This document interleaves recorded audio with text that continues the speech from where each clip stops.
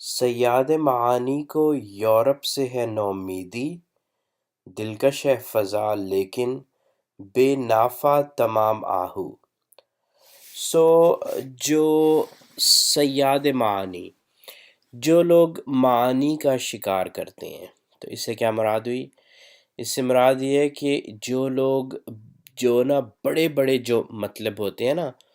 وہ ان کو وہ سمجھنا چاہتے ہیں، ان کے وہ پیچھے ہوتے ہیں۔ ایسے مطلب جو آپ کو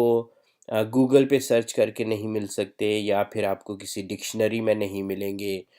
یا پھر آپ کو اگر آپ لیکچر سنیں یا یو نو یا ڈاکیومنٹریز دیکھیں، یا تو ان سب میں سے کر کے وہ آپ کو مطلب نہیں سمجھ آ سکتے، وہ کوئی بڑے مطلب ہیں۔ تو ایسے لوگ جن کے لیے جو ان بڑے مطالب کا شکار کرتے ہیں، اس سے مراد یہ ہے کہ ان کے لیے ایزی ہیں، جو بڑے سے بڑے مطلب یہ نا جو عام طور پہ نہیں مل سکتے، وہ ان کے لیے لائک ایزی گیم ہے۔ تو یہ جو لوگ ہیں نا، ان کو یورپ سے بڑی سخت نا امیدی ہے، ٹھیک ہے۔ اس کی وجہ یہ ہے کہ ہے تو بہت خوبصورت، اس میں تو کوئی شک نہیں، یورپ جو ہے وہ بہت خوبصورت ہے، لیکن وہ کہہ یہ رہے ہیں کہ جو یہاں کے مسک ڈیئر ہے نا، جو مسک ڈیئر آہو جو ہیں، کچھ لوگوں نے پتہ کیا کیا ہے، جو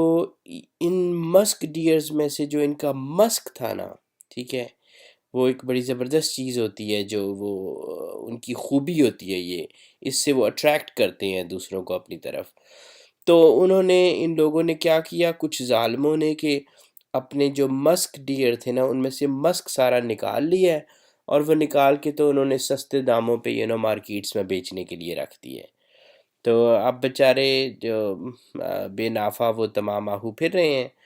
تو جو ان کی خوبصورتی تھی وہ ان سے چھین لی گئی ہے،